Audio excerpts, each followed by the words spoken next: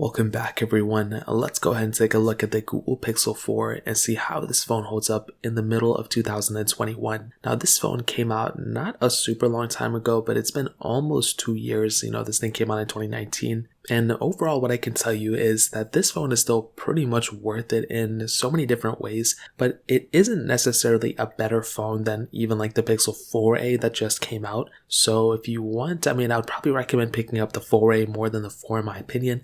I'll leave both these linked down below. You can get them from there and help support the channel at the same time. And I've already done a full comparison and full review of this phone already, so you can watch that earlier on this year. Now the panel is still great, 5.7-inch POLED display, 1080p, and definitely one of the better aspects of this specific phone. There's no notch, but it does have that top bezel with that front camera, USB-C on the bottom, and on the back, this matte texture finish, which I actually did like. This is one of those things that it kind of threw me off in the beginning with, but I actually did come to like it. It was a little bit different than my standard glass backs that I was kind of seeing on a lot of other devices. I don't know if it's frosted, but it did have this texture to it which felt really nice, and I really did like that. You have IP certification on this phone as well, and that really covers it up on the outside. There's really not a whole lot else going on with this specific phone. Now you do have that dual camera setup on the back, which we'll go ahead and hit on right now. 12.2 megapixel wide angle lens, then a 16 megapixel telephoto lens. And really this was the biggest downside I think of the Pixel 4. Realistically, the Pixel devices, one of the biggest, assets for it was actually the camera.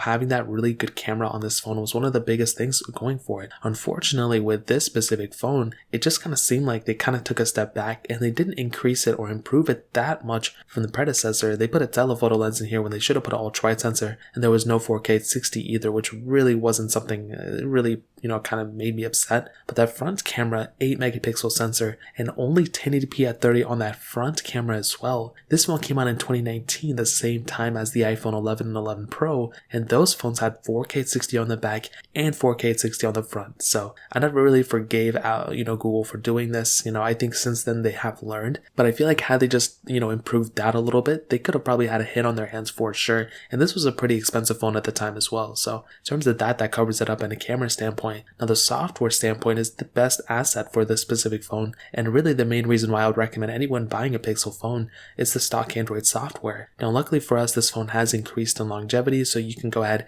and custom ROM this thing if you want to. You can download Android 12 on it too in a beta form, which is really awesome, and there's a lot of capability for it. I think this is one of those phones after OnePlus, after they just changed up their whole entire software lifecycle and everything. This is the phone that it pretty much came back to being the number one. It kind of slipped away a little bit, but now I would say it is the number one version of software right now for Android, and I think that is another pretty big asset for the specific phone. So I think in terms of a software standpoint, that covers it up there. The battery life is also one of those things I'm not really a huge fan of. Only a 2800 milliamp battery, and that is a pretty small battery to have on this type of device. You don't want to pick up a phone and already have it, having a small battery like that, and this phone definitely is one of those devices. So in terms of that covers it up in a battery standpoint. Now ending it off with the performance, this device does have that Qualcomm Snapdragon 855 chipset with 6 gigs of RAM, and like I mentioned before, this is one of those phones that had it had a good amount of performance and a good amount of RAM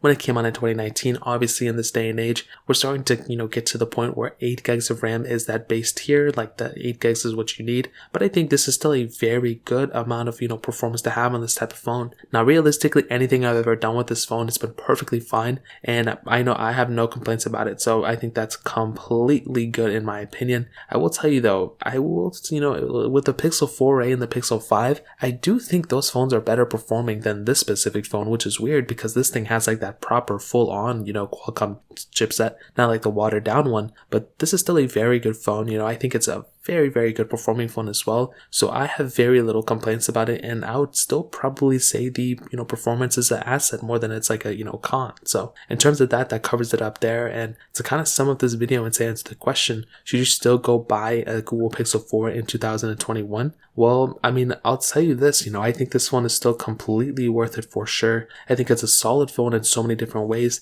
I just don't know if it's the perfect phone for the value. And what I mean by that is, when you have a phone like a, Google Pixel 4, you're getting a really good performing phone, you're getting a really good software on this phone as well, but you're kind of limited in certain things like the camera and the battery life, and even probably the performance a little bit. Like, it's not hitting it right now, but there's going to be a point where like this phone's not going to be as great of a performing phone as something like the Google Pixel 6 that's coming out. So I would probably recommend you to wait it out. Don't buy this phone right now if you don't have to. I would probably recommend buying the Google Pixel 6 or something like that, or wait until the Pixel 6 comes out and then you can buy Google Pixel 5 for much cheaper, because I think the Pixel 5 is a much better phone than the Pixel 4. But really, you can't go wrong with the Pixel 4. I think it's still worth it in the middle of this year, and you can't really go wrong with picking it up either. So that's essentially it. If you guys have any other questions or anything, let me know in the comment section as well. Hit the like button, that would mean so much, but definitely hit that subscribe button. More importantly than everything else, I love every single one of you guys. Hopefully I'll catch you guys in the next video. Peace out till then.